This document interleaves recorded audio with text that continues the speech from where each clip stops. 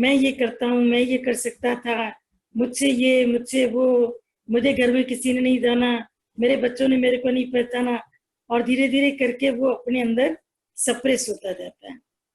वही उसकी गिरावट का कारण बनता है, डिप्रेशन का, सप्रेशन का, नीचे गिरने का, चोट खाने का वही कारण बनता है। रावण के पास तो बहुत बुद्धि थी पर अहंकार था। तो अहंकार, जैसे उस दिन भी दादाजी ने बताया कि कुछ तो गुरु को भेंट दे।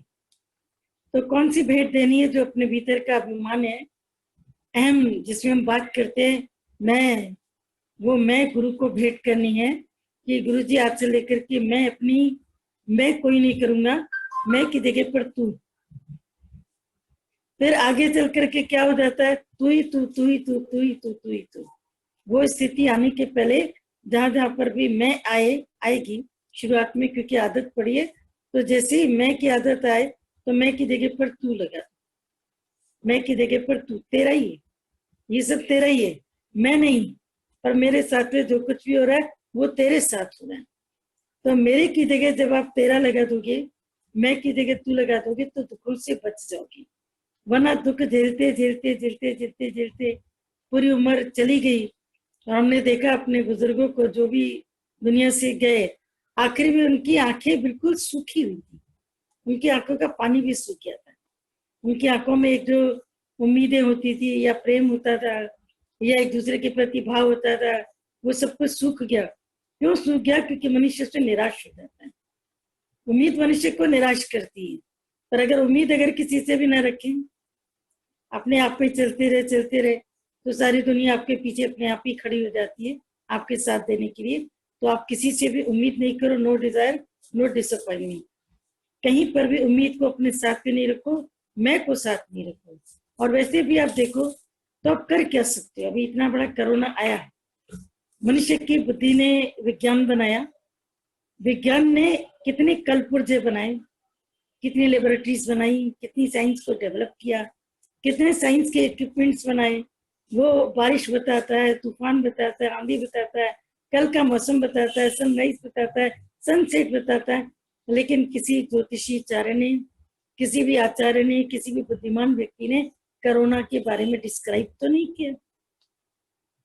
सन स्टार्ट होते हैं, कोई भी 2020 स्टार्ट होते हैं, तो स्टार्ट होते ही तो जो ज्योतिषविद होते पहले से गणना में बता देते हैं कि ये साल कैसा जाएगा, या ये कैसा होता है, मंदा है, ठीक है, तीव्र, इसकी प्रारब्ध कैसी जाएगी, ये किस तरीके का ईयर होगा। तो किसी ने भी तो आपको सतर्क नहीं किया कि बस 2 महीने गुजरने दो और उसके बाद में तुम्हारी मौत की तलवार तुम्हें तुम्हारे सिर के ऊपर लटकती हुई दिखाई देगी। एक ने भी नहीं बताया। इसका मतलब है कि मनुष्य जब कुछ कर नहीं सकता तो अहंकार क्यों करता है? एक छोटे से वायरस ने पूरी की पूरी जमीन, मनुष्य की सोच, उसकी मेकिंग, उसकी पावर, सबको जमीन पर आके खड़ा किया। तो जब एक वायरस के आगे भी तुम कुछ नहीं हो तो किस चीज का अहंकार करते हो कि मैं ये करूंगा?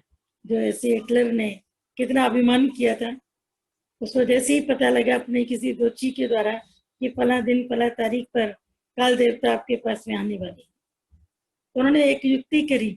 युक्ति क्या करी कि अपने जैसे 10 हिटलर और तैयार कर दिए, बिल्कुल देखने में एक जैसे, एक सी कॉस्ट्यूम, एक सी उनकी हेड थी, एक सी उनकी पलके थी, सब कुछ एक जैसे।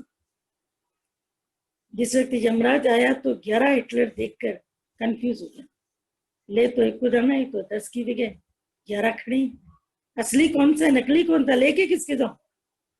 भ्रमित होकर जब यमराज के पास में पहुंचा यमदूत, तो यमदूत ने कहा कि मैं किसको लेकर के आता? नीचे तो 11 हिटलर खड़े।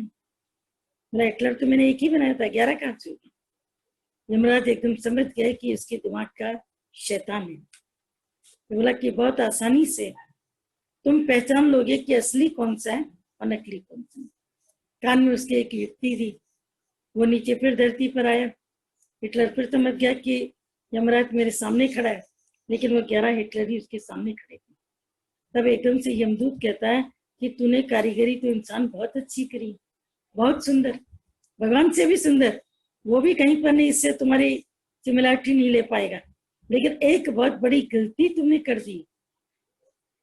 तो जो 10 हिटलर नकली थे वो तो चुप रहे, जो असली हिटलर था वो बोल बैठा, बोला कौन सी गलती?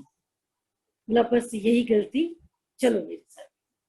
क्योंकि बोल बैठा, मैं कर बैठा, तो जहां पर मैं कर बैठता है तो हिटलर जैसा व्यक्ति जो अपनी मौत को भी नकार सकता था, नकारने की ताकत रखता था, उसकी मैं ही उसकी मौत का कारण बनी।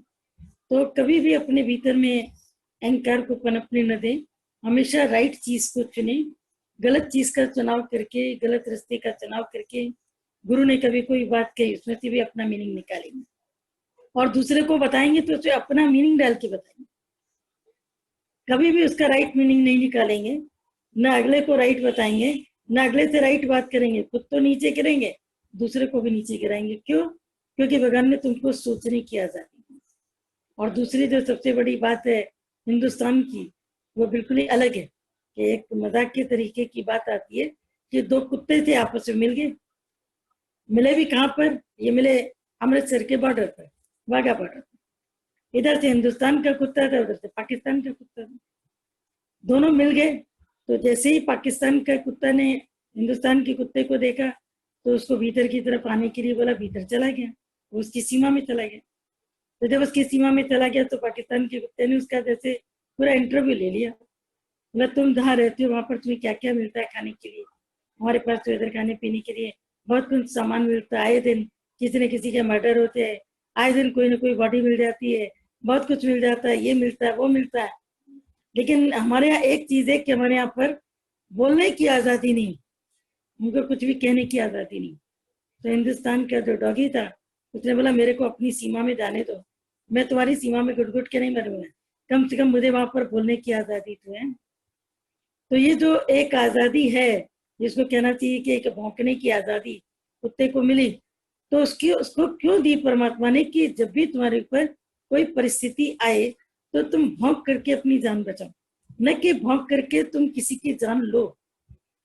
तो कुत्ता जब भौंकता है तो गाय को घास नहीं खाने देता है, और गाय कहती है ठीक है मैं घास नहीं खाती हूँ, तुम घास खा लो, तो कुत्ता घास भी नहीं खाता। तो जो कुत्ता बुद्धि है, द्वैत बुद्धि है, ड्युअलिटी वाली जो मनुष्य की बुद्धि है, वो न तो स्वयं खुश रहती है न अगले किसी व्यक्ति को खुश रहने देती है, क्योंकि कॉन्सेप्ट उसका राइट नहीं। जिंदगी में कॉन्सेप्ट हमेशा राइट चुनने चाहिए, चुनाव हमेशा राइट का करना चाहिए, क्योंकि गलत का चुनाव तुमको गलती से बांधेगा। और एक गलती कभी कभी उम्र भर भारी पड़ती है, उम्र भर उसको झेलना पड़ता है, मनुष्य झेल जाता है, फिर वो उसका नसीब बन जाती है गलती, और फिर उसके बाद उससे बाहर नहीं आ पाता है। पर अब इस समय तो हमारे हाथ में है, हम अहंकार को चुने या गुरु को चुने, दो में से एक को हमको चुनना पड़ेगा। अहंकार अंधकार का प्रतीक है और गुरु ज्ञान प्रोग्रेस उत्तरायण का प्रतीक है। एक टाइम पर एक ही रहेगा ना, आप कहोगे मुझे पूरब भी दिख जाए पश्चिम भी दिख जाए, मुझे काला भी दिख जाए एक पट का, दूसरी तरफ से सफेद भी दिख जाए, तो सिक्के में तुम देखो दोनों ही चीजें तुम्हें दिखती है रुपए में।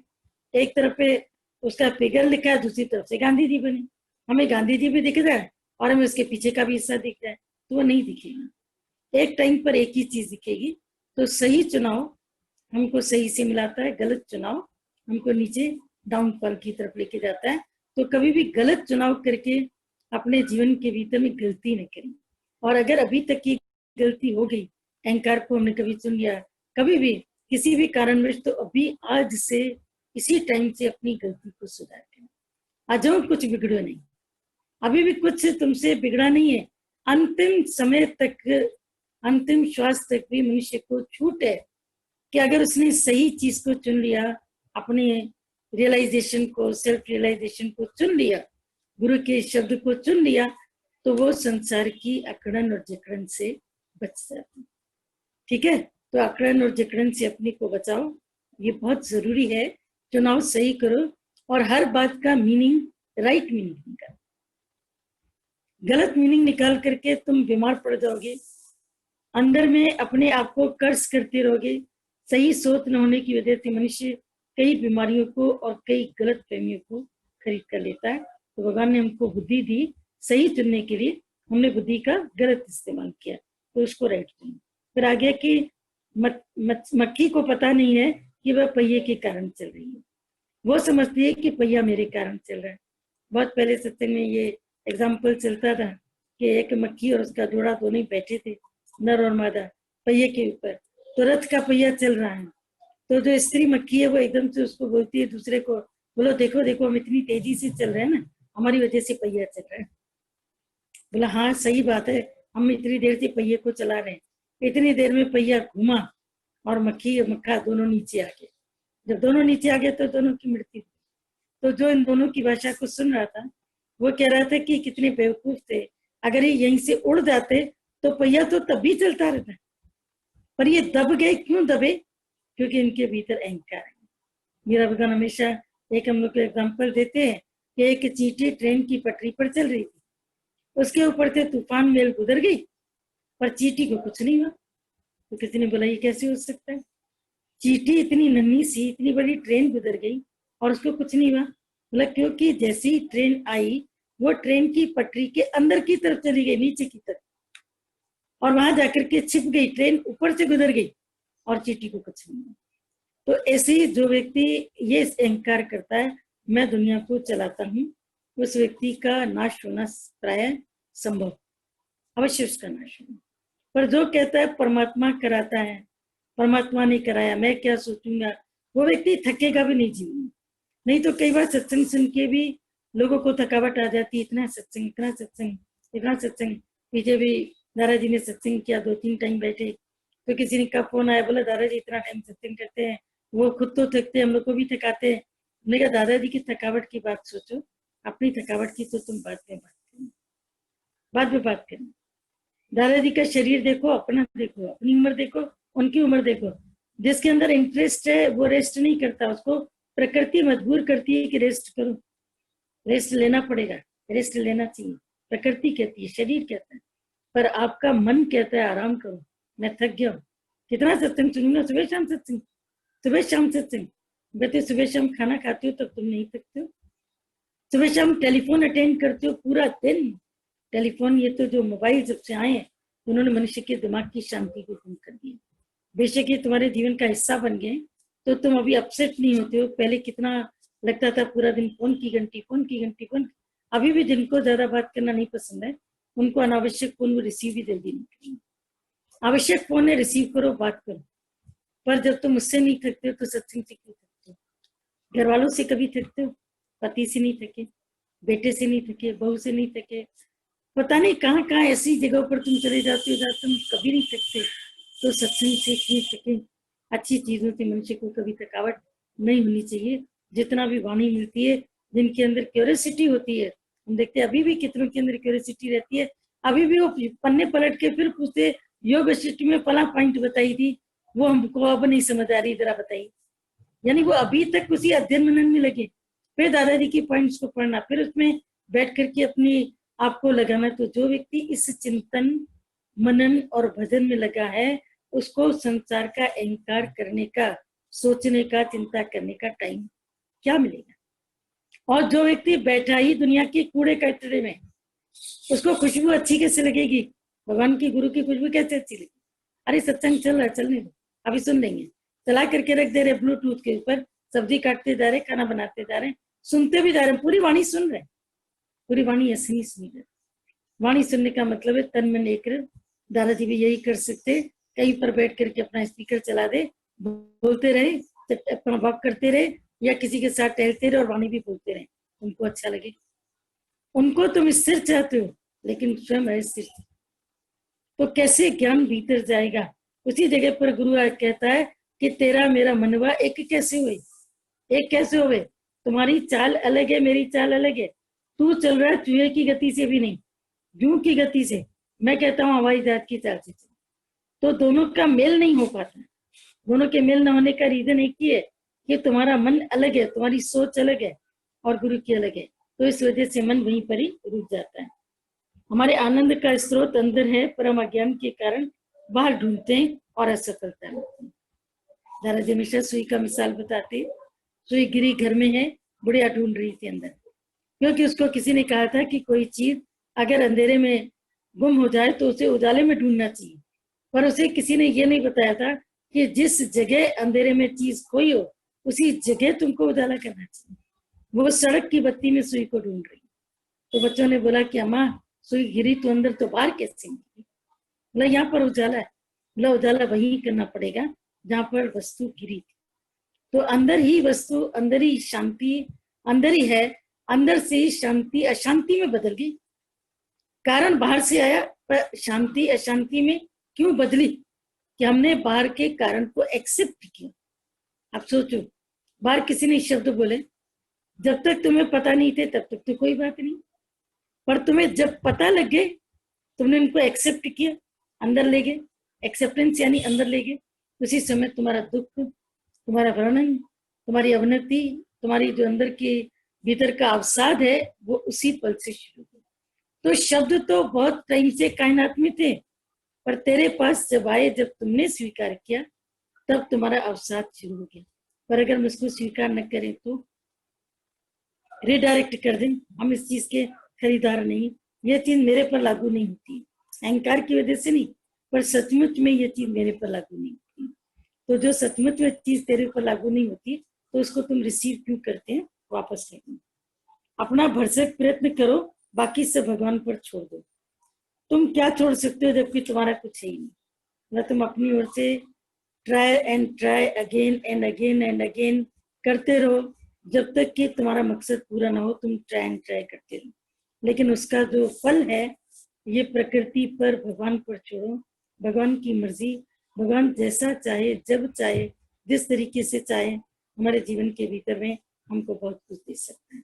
कभी भी तुम फल को चाहोगे तो फल को चाहने वाले जो कर्म को छोड़ देते हैं, जो फल प्रधान होते हैं, वो कर्म प्रधान नहीं हो पाते, और जो कर्म प्रधान होते हैं वो फल की चाहत नहीं रखते।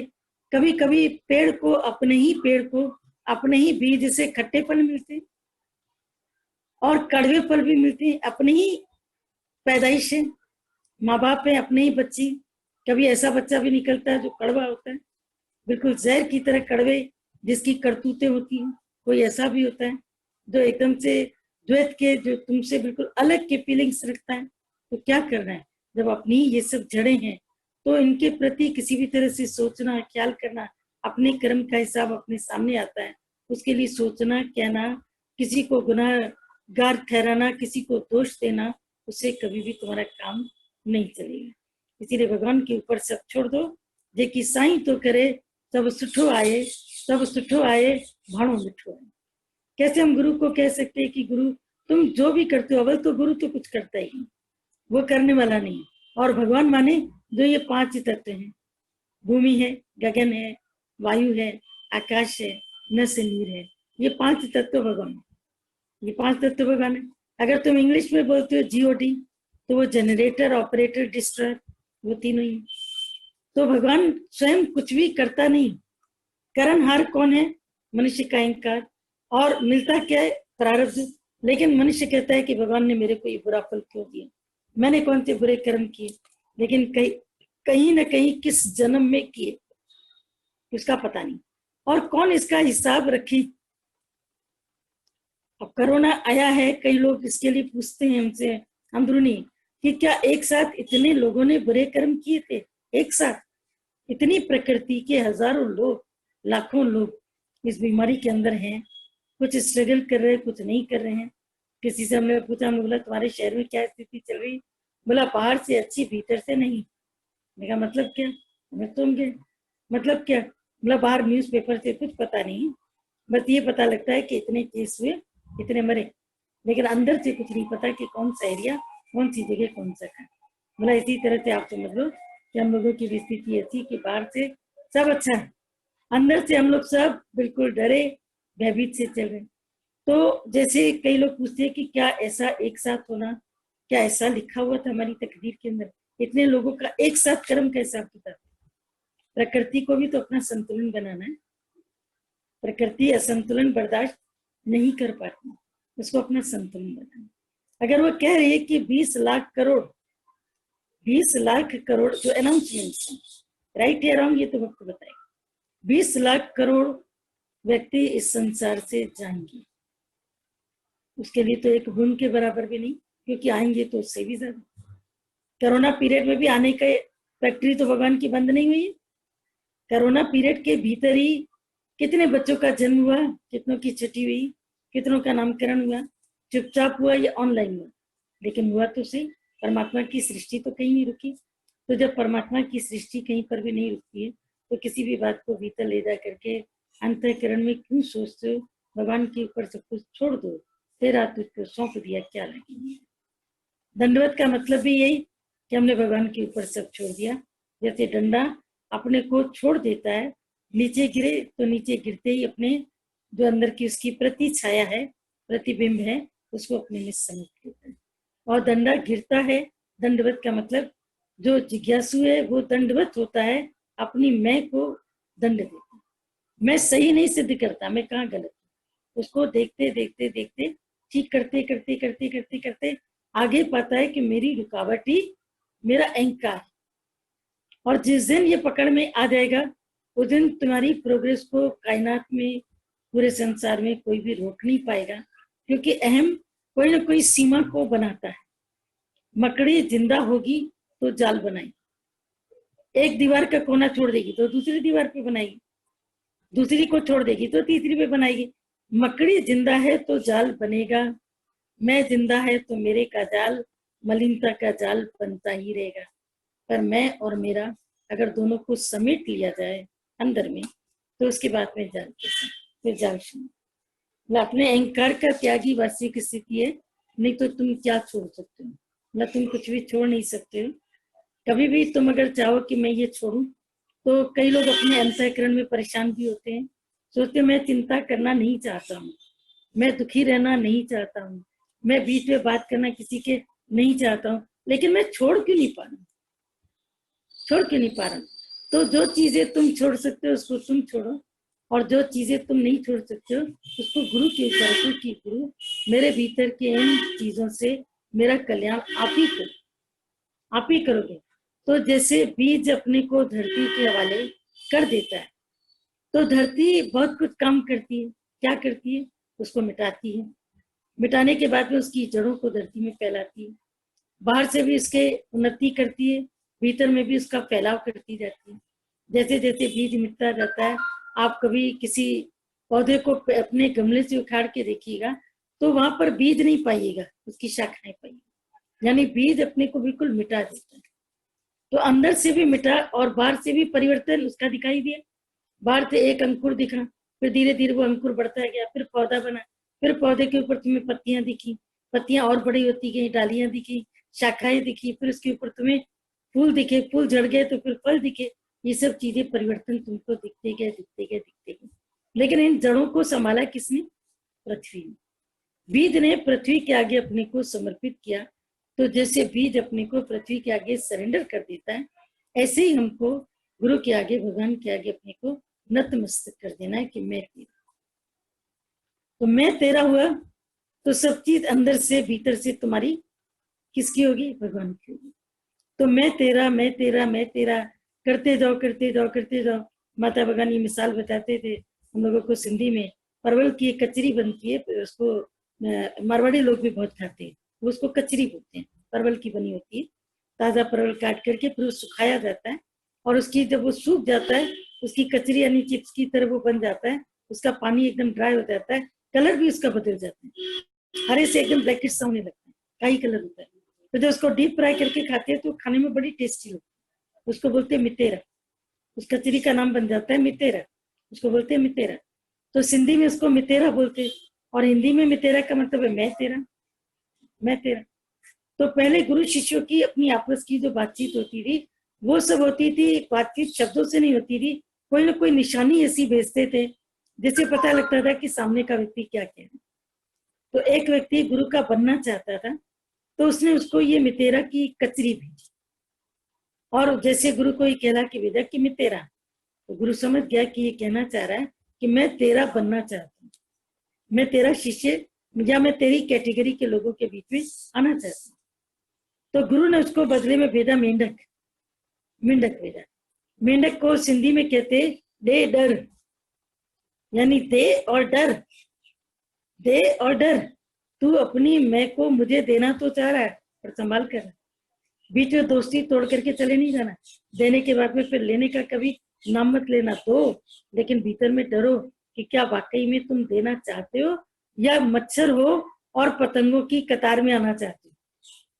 अक्सर करके मनुष्य उंगली कटवाता है और शहीदों की लिस्ट में कहता है मेरा नाम लिख दो, तो उंगली कटाकर वो शहीदों की लिस्ट में उसका नाम थोड़ी आएगा। जरा सी उंगली कट गई तो ये तो कहा जाएगा इस व्यक्ति की उंगली कटी, इसने बड़ी सहन शक्ति को रखा, सच बात है, लेकिन उंगली कटाकर शहीदों की लिस्ट में नाम नहीं आ सकता है। ठीक इसी तरीके से जब तुम सत्संग में आते हो तो तुम ये समझो कि थोड़ा सा कार्य करके तुम समझते हो कि मुझे बहुत बड़ा नाम मिले, बहुत बड़ा क्रेडिट मिले, तो यहाँ इस रिश्ते पर क्रेडिट मिलता नहीं, बल्कि हम क्रेडिट को वापस करने आते हैं कि गुरु अगर दुनिया ने मुझे कोई क्रेडिट दिया तो कहीं उसका भी अभिमान ना आ जाए, मैं वो तेरे चरणों में समर्पित करती हूँ। इसीलिए जो भक्ति वाला है ये प्रत्येक काम करता है तो उसकी शुरुआत गुरु के नाम से। अगर वो कोई दुकान भी अपनी निकालता है ना, बनाता है, तो गुरु से पूछता है कि गुरु तुम नाम बताओ मैं क्या करूं। तुम उधर से गायत्री मंत्र करना, इधर से मैं पंडित से हवन कराता हूँ, इतनी उसके अंदर की श्रद्धा होती। पर अहंकारी व्यक्ति खुद ही अपना काम करेगा, खुद ही ब्रांड नेम रखेगा, खुद ही ये करेगा, खुद ही वो करेगा, बाद में बताएगा कि मैंने किया। ये उसके अहंकार का परिचय है। जो गुरु से मिलकर चलता है अंदर दिल से, उसके प्रत्येक काम में पहले गुरु होता है, पीछे खुद होता है। पहले गुरु पीछे खुद। और अहंकार जिसके अंदर होता है, ईगो होता है, कर्म का कर्तापन होता है, वो अहंकार कोई किसी पेपर में छपवाता नहीं है, किसी के आगे अपने अहंकार घोषित नहीं करता है, लेकिन उसके कर्म, उसकी गतिविधियां उसके अहंकार को घोषित करती है। वो गुरु को पीछे कर देता है और स्वयं को आगे कर देता है। तो ऐसे में अवनति का गड्ढा उसके सामने खुला पड़ा रहता है। तो क्या दुनिया के बाकी लोग आगे नहीं बढ़े जिन्होंने कार्य किए? आगे बढ़े, लेकिन उसके अंदर में कौन सा गड्ढा बना रहा? मैं करता हूँ, ये मैं अपने मेरे वालों के लिए करता हूँ। फिर मैं और मेरे के बीच में जो तीसरा आता है वो है विक्षेप। आवरण, मल, विक्षेप। आवरण माने मैं, मल माने मलिनता, मलिनता माने मेरा, और विक्षेप माने हलचल। जहां पर मैं है, जहां पर मेरा है, वहां हलचल क्या नहीं होगी? अंदर हलचल नहीं होगी, अंदर में विक्षेप नहीं आएगा। वायु चलती है तो पत्ते हिलते हैं ना ऑटोमेटिकली। पानी में जरा सा इतना सा पत्थर डालो तो उसे रिपल्स बनते चले जाते हैं ऑटोमेटिकली। तो मैं और मेरा है तो भीतर हलचल होगी। तो जो अपनी मैं को आगे करता है, मेरे को आगे करता है, उसको विक्षेप का सामना करना पड़ेगा। पर जो मैं को आगे नहीं करता है, भगवान को आगे करता है, भगवान तू ये, तो नरसी का भात भरा, भगवान ने भरा, तुमने भरा। नरसी की नाती की जब शादी, बेटी थी नहीं, दामाद था नहीं, एक ही बेटी की बेटी नातिन, उसकी शादी। शादी के लिए सामने वालों ने पहले तो कहा, में कुछ नहीं चाहिए। आपने अक्सर सुना है लोग इतने चतुर होते हैं। हमारे भी अपने उसमें फैमिली में किसी की शादी हुई, जिस वक्त शादी का टाइम था उसके पहले उन्होंने बोला हमको कुछ नहीं चाहिए, हम लोग किसी चीज की डिमांड नहीं करते। तो घर वाले भी बड़े खुश हो गए, कोई डिमांड नहीं है। फिर अपनी तरफ से जो दे दिया तो अपनी हैसियत भी दिया, ठीक है। शादी के ठीक पहले उनका एक फोन आया, बोला देखिए हम आप कुछ भी चाहते नहीं है, बस एक हमारी एक छोटी सी डिमांड है, और वो ये डिमांड है कि लड़की की जब आप चुनरी बनाएंगे तो चुनरी में जितनी भी आप ये लगाएंगे सितारे, बड़े बड़े सितारे लगाइएगा, जो लटकन जिसको बोलते हैं ना, एक सितारे होते हैं जिनको सिला जाता है, एक सीप होती है वो अलग होती है, एक सितारे होते हैं वो अलग होते हैं सीपी, और एक सितारा होता है जो लटकता रहता है, गोल गोल होता है, मतलब वो आप लगवाइएगा। लेकिन वो जितने भी इस चुन्नी पर लगे वो सब सोने के होने चाहिए, समझा? हम मांगते कुछ नहीं आपसे, बस चुन्नी ऐसी चाहिए जिसमें केवल सोना मढ़ा हुआ हो, वो हमारे लिए खानदानी चीज होती है, बाकी हमको कुछ भी नहीं चाहिए। अब ये तुम बताओ, उसने कुछ नहीं मांगा, नहीं मांग करके इतनी बड़ी चीज मांग ली, पता नहीं इसमें कितना फिर बोर्ड लगाता है। वो लड़की कैसे उस चुन्नी को पहन करके वो शादी पर बैठी होगी, उसको ढक की चुन्नी बोलते हैं, आखिरी में वो डाली जाती है, शानदार चुन्नी होती है। उसके बाद फिर उसके साथ में कोई भी जितने भी रीति रस्में होती है, तो ऐसा मैके वाले की वो खत्म हो गई, फिर वो लड़की सीधी ससुराल के प्रस्थान करती है। वो लास्ट की उसके ऊपर चुनरी डालती, बोला वो चुनरी के ऊपर केवल सितारे सोने के होने चाहिए। कितने भी हल्के करोगे, कितना भी उसको तुम मिनिमम में लेके जाओगे, कितने सितारे पूरी चुनरी के ऊपर, पूरी चुनरी पर देखे कोई खाली न हो, और पूरी चुनरी के ऊपर लगेंगे, तुम खुद अंदाजा लगा के। तो मनुष्य कैसे जो चीज अपने भीतर में करता है कि वो मांग बैठता है, वो अंदर से त्याग नहीं करता है, ये मेरा है, ये मुझे करना है, मैं कहता तो कुछ नहीं हूँ, मैं करता तो कुछ नहीं हूँ, मैं ये तो नहीं करता, पर अंदर में वो मांगे बनी है। तो इसलिए मांग अभी छोड़ दे भीतर से, प्रभु से कहे कि प्रभु तुम ही हो, तुम ही कराते हो, तुम ही करोगे। तो नरसी के यहाँ भी जब शादी हुई तो उसकी नाती के लिए जो लिस्ट बन करके आई कि इतने ऊंट चाहिए, इतने घोड़े चाहिए, इतना सोना चाहिए, इतना जेवर चाहिए, इतना भोजन चाहिए, इतने शॉल चाहिए, सब चीजें जब उनके पास लिख के आई, लंबी चौड़ी लिस्ट बन के आई। तो जब लंबी चौड़ी लिस्ट बन करके आई तो लिस्ट पढ़ी उनके शिष्य ने। जिस वक्त तो नरसी का मेरा उसको बोलते हैं, जब उन्होंने पूरी वो लिस्ट को उन्होंने देखा तो नरसी भगत को उन्होंने पढ़ के बताया। और उसके ऊपर सबसे ऊपर पहले एक वक्र तुंडे गणेशाय ऐसा बना हुआ था, जैसे तुम लिखते हो एक ओम लिखते हो, ओम नमो नारायण लिखते हो, भगवान का नाम लिखा था। नीचे पूरा ये पत्र क्या था, पूरा सीधे का चिट्ठा। जैसे तुम जाते हो तो ग्रोसरी मार्केट में अपनी स्लिप दे देते हो ना, इतना आटा चाहिए, इतनी दाल, इतनी चल, पूरा सीधे का चिट्ठा वो बना करके उसको दिया, ऐसा भेजा। तो शिष्य ने जब पढ़ा तो उसके तो होशो आवाज हो गई। पर नरसी ने बोला पढ़ते जाओ, बोलते जाओ, और बोलो क्या लिखा है, और क्या लिखा है, और क्या लिखा है। बोला स्वामी जी देंगे कैसे, बोला देंगे कैसे, क्या देने वाला तो कोई और है, मैं थोड़ी हूँ। बोला चिट्ठी तो आपके नाम पर आई। बोला ठीक से दी। मेरा नाम लिखने के पहले किसका लिखा। बोला ऊपर भगवान का नाम है, वो तो सभी लोग लिखते हैं। बोला भगवान का नाम है ना, उसी के नाम पर चिट्ठी है, मैं क्यों समझू कि मेरे नाम की चिट्ठी है। वो अपनी मस्ती में बैठा है, भक्ति कर रहा है, भक्ति करते करते शादी का टाइम भी आ गया, अपनी भक्ति कर रहा है, लेकिन उसने अपना कार्य भी सुख किया, इंतजाम भी पूरा किया। लेकिन जब भात भरने का टाइम आया तो कैसे भगवान स्वयं रुक्मणी को लेकर के उसके पास जाते हैं और उसका भात भरते हैं। मारवाड़ियों में भात भरना एक सबसे मेन बड़ा फंक्शन माना जाता है, जिसमें भाई आता है, बहन इसकी बलैया लेती है, बहुत अच्छी किस्म से होता है, जिसमें ऐसा पता लगता है कि भाई बहन का प्यार कितना है। बहन भाई को अंदर आने नहीं देती, पहले उससे अपनी शॉल से, अपनी चुनरी से जो उसने पहनी होती है, उसको यूं एक तरफ से करके बाएं फिर दाएं क्रॉस करके उसकी बलैया लेती है। बलैया लेने का मतलब है कि भाई तुम्हारे सारे दुख में अपने ऊपर ले रही हूँ। और भाई उसको कहता है कि जो तुम्हारे घर का भार है, जो तुम्हारे बच्चों का भार है, मैं बच्चों का मामा, मैं उनका भार में वहन करूँ। तो भगवान स्वयं उसके दर पर गए, नरसी के घर पर, नरसी के दरवाजे पर, और स्वयं जाकर के भात भराए। और जैसे ही समधियानों ने बोला कि हमें कौन सी चीज मिली है, तो एकदम से बाहर जाकर के नरसी देखते हैं कि सब कुछ तो बाहर से कैसे तैयार। तब जितने भी भगत थे एकदम हैरान हो गए, बोला नरसी का भात भगवान ने कैसे बना। भगवान स्वयं है, स्वयं रुक्मणी कृष्ण मिल करके आए और स्वयं आकर के उन्होंने इतना बड़ा कार्य किया।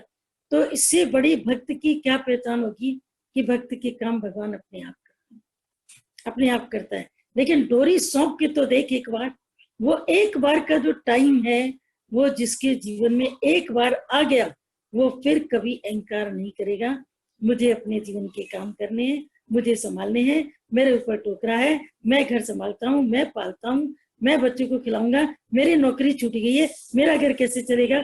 लेकिन जिनकी नौकरी छूटी है और दुकानदारी नहीं चली है, 5 महीने से लगभग ज्यादातर दुकानें ऐसी हैं जहां पर केवल एक डेली की बहुत कम मिनिमम ग्रोसरी मार्केट, जरूरत की चीजों, मेडिकल मार्केट, इनको छोड़ के बाकी जितने भी फैंसी आइटम्स है, मॉल है, बहुत कुछ है, ब्यूटी पार्लर है, ब्यूटी को ऐसा प्रोडक्ट कहीं पर रखे, कपड़ा मार्केट है, सोना मार्केट है, चांदी मार्केट है, कितना भी महंगा हो गया, व्यक्ति इन दुकानों पर नहीं चढ़ रहा है, पर फिर भी उन घरों में भोजन तो बन रहा है। एक भी घर ऐसा नहीं है जहाँ पर भोजन न बन रहा हो। जब ये भोजन का देना शुरू किया गया था शुरुआत में लॉकडाउन में, तो ये करके आखिर तो बंद किया, देने वालों ने दिया, नाम भी कराया, बहुत नाम कराया न्यूज़पेपर के अंदर, हमने इतनों को दान दिया, हमने इतनों को दक्षिणा दी, हमने इतनों को भोजन खिलाया। भगवान को हंसी आ रही थी, खिलाने वाला मैं, पात्र तुमको बनाया, देने का पात्र तुमको बनाया, और अहंकार तू कर बैठा। अगर मैं तुझे पीछे से न देता तो तू आगे से कैसे देता। और अब तो तुम आगे से किसी को नहीं दे रहे हो, किसी को देने के लिए नहीं जा रहे, सब लोग अपने घरों के भीतर है। तो जिसको जितना मिल रहा है वो भोजन अपना कर रहा है, खा रहा है, अपने जीवन की दिनचर्या को चला रहा है। भगवान के ऊपर भरोसा रखो, भगवान की सृष्टि कभी भूखी नहीं मरेगी। दादा ने कहा कि अन्न का दाना 100 रुपए का हो जाएगा, तुम भी भोजन खाओ, फिर भी भोजन तुम खाओगे। 100 रुपए का एक अन्न का दाना, कल्पना तो करो, कभी तुमने जीवन में सोचा होगा जिनकी शादी पुराने जमाने की हुई है, जिनके जमाने के अंदर में सोना होता था मुश्किल से 40 रुपए का सोना। उन्होंने कभी सोचा था कि 50,000 आज भी 53,000 समथिंग है, इसके पीछे तो 55,000 चला गया था। किसी ने कहा कि 80,000 तक सोना इस बार जाने की संभावना है, इस बार जाने की संभावना है। 80,000 तक या 1 लाख तक सोना अगर चला जाए, तुम क्या कर पाओगे? कुछ नहीं कर पाओगे। तो तभी भी तुम्हें अगर घर में शादी करनी है तो तुम तो कुछ तो खरीदोगे, पुराना गोल्ड ही तोड़वाओगे, बेटी को दोगे, बहू को दोगे, जो दे सकते हो तुम दोगे ना, तुम करोगे ना। लॉकडाउन के दौरान भी तुम सब करोगे ना, जितना जितना तुमसे हो पाएगा। बस इस चीज को अंदरूनी समझ जाओ कि करण हार करता है। बंदा बोले मैं कहूं, मैं करूं, पर करण हार करता है। तो जब करण हार करता रहे तो किसी भी बात की चिंता क्यों करते हो? मुझे करना है, मैं करूंगा, मैंने किया, मुझे क्या मिला, चाहिए क्या? जिस वक्त कर्म करते मन को शांति मिलती है। अरे किसी की हेल्प करके, किसी को ज्ञान देके, किसी को 2 वचन देके मेरे को शांति, मैंने अपने ऊपर उपकार किया है, किसी और ने मेरे ऊपर थोड़ी कृपा करी। तो वो उपकार जब तुम अपने ऊपर करते हो तो कभी भी तुम किसी की कोई भी चिंता नहीं करोगे, किसी की नहीं करोगे। क्यों नहीं करोगे? क्योंकि भगवान मेरा बैठा है। जिस पत्नी का पति जीवित होता है बोलती है मेरा पति बैठा है, वो करेगा। और जिस बच्चे के माँ बाप होते हैं कि मेरे माँ बाप बैठे हैं, वो करेंगे। तो या तो आप डिक्लेयर करो कि आपके माँ बाप नहीं, डिक्लेयर करो कि तुम्हारे माँ बाप भगवान नहीं। वैसे तो कहने को कहते हो तमेव माता है, तब पिता तमेव, तमेव बंधुश्च सखा तमेव, तमेव द्रविणम। द्रविणम का मतलब क्या है? द्रव्य, धन। धन तुम हो, मेरा धन तुम हो, तुम ही मेरे धन हो। फिर धन के पीछे आकांक्षा करके कहाँ दौड़े? जब तमेव द्रविणम, तो तमेव माता जब पिता में मिले तो तमेव द्रविणम, तुम ही द्रव्य हो, तुम ही धन हो, तुम ही मेरे जीवन का आधार स्तंभ हो, तुम ही भाई, तुम ही बहन। तो किसी भाई बहन माँ बाप के पीछे मन इतना क्यों परेशान होता? मेरा ये चला गया, मेरा वो चला गया, मेरा ये खो गया, मैं इसको खो करके मेरा बहुत कुछ गुम हो गया। भगवान किसी न किसी रूप में तुम्हारे साथ में, जो उसके अस्तित्व की गरिमा को महसूस करता है, समझता है, वो अंदर में बिल्कुल शांत होता है। तो ऐसी शांति अपने अंदर महसूस करो। बाहर से तुम्हें जो कर्म करना है करो, बाहर से जो भी कर्म करना है तुम करो। क्योंकि कर्म करते अगर तुम्हारे घर में कोई कार्य करता है, मेड है, काम करती है, पैसा पूरा लेती है, काम पर नहीं आती, 10 दिन छुट्टी करेगी, तुम उसको नहीं बोलोगे? नहीं बोलोगे? बोलो।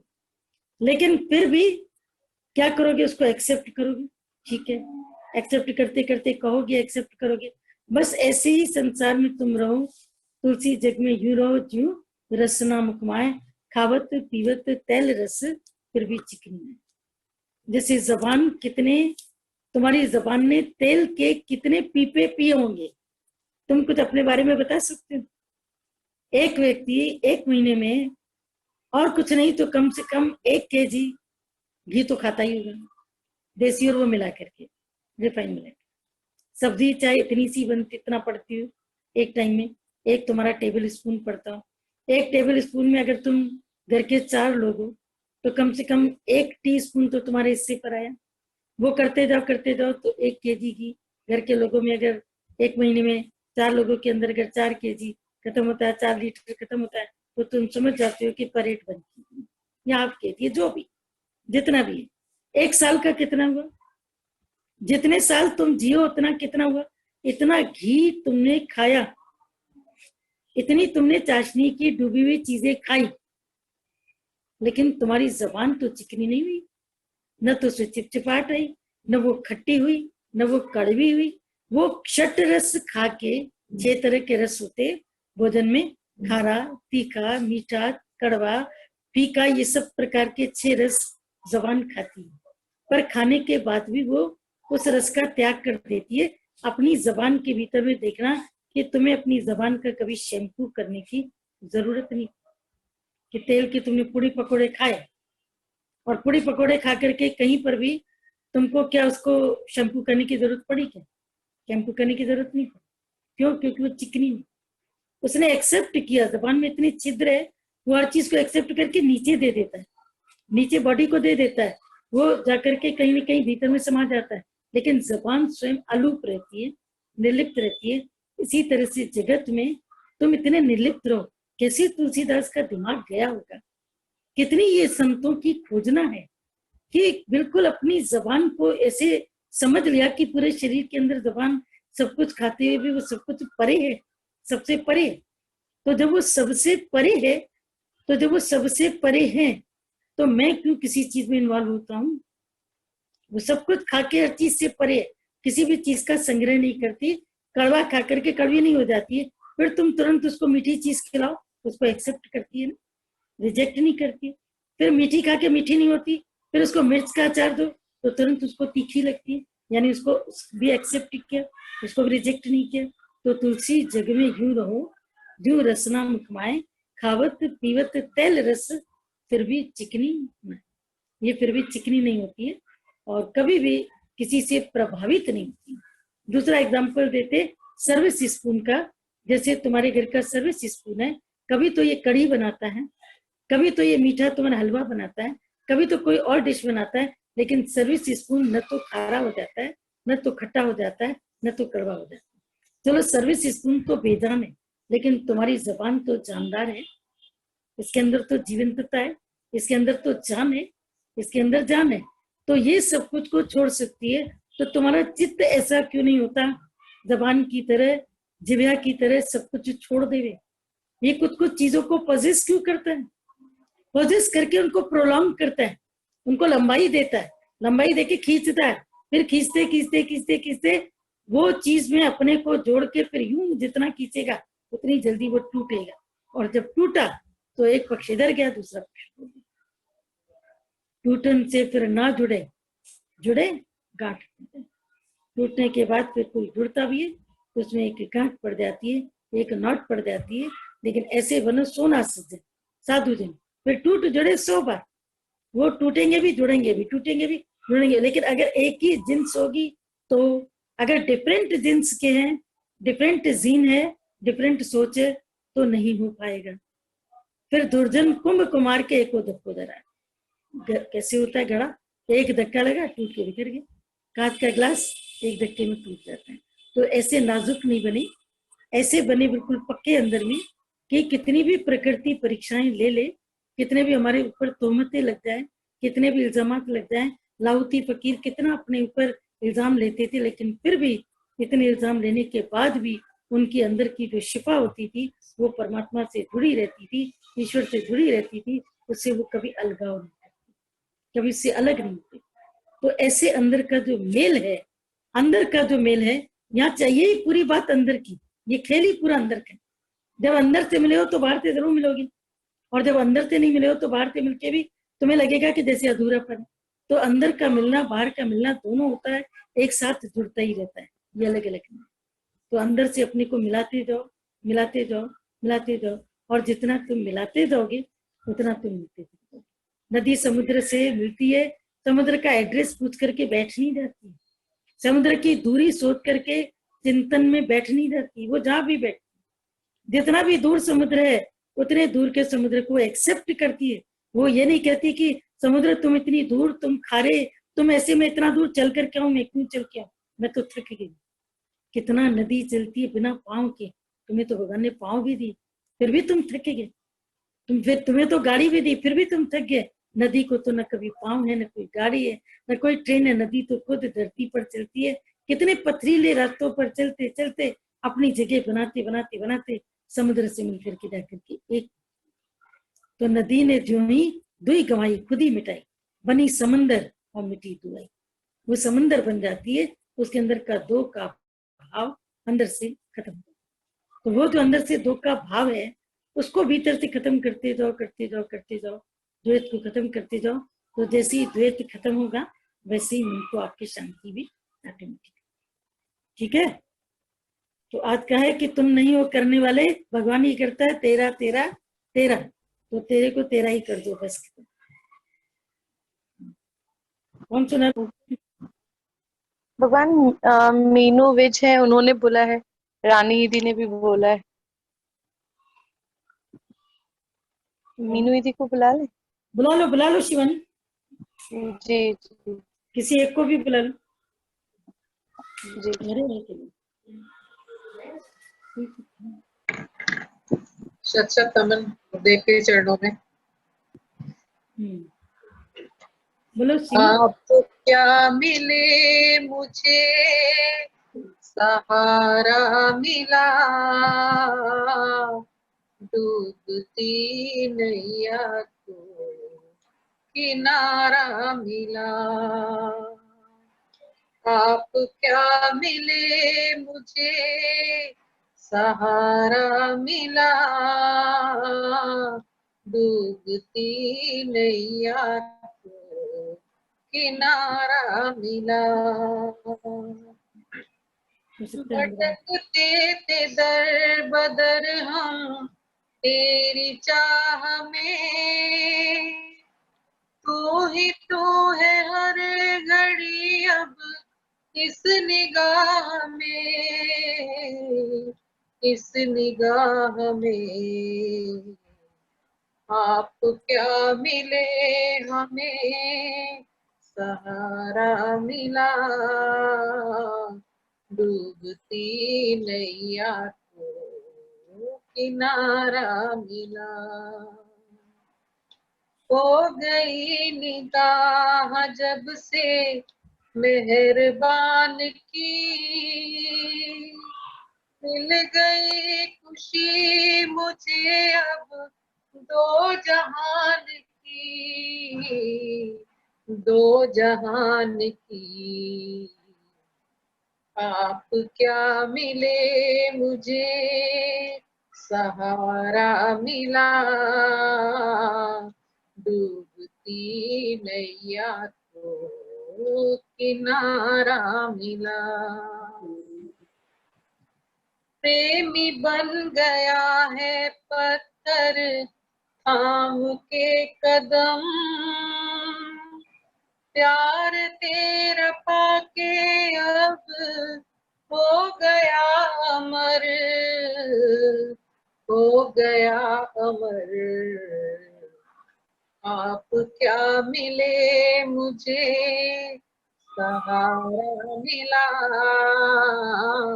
डूबती नैया को किनारा मिला, डूबती नैया को किनारा मिला।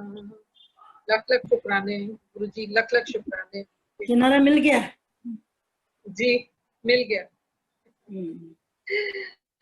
थैंक्स भगवान, थैंक्स। जी भगवान, जी भगवान। एक भजन सुना सकते हो और अभी? जी ठीक है। जी, रानी भी बोल देते हैं। तो लक्षणा दीदी ने भी बोला था, पर अभी रानी दीदी ने बोल दिया तो उनका कर देते। रानी दी अनम्यूट कर थैंक लीजिए। यू भगवान, थैंक यू। हो गया शिवानी, हो गया? जी जी जी जी। शिवानी आवाज आ रही है? हाँ हरिओम जी, हाँ भगवान। जी। सतगुरु मेरे सत्य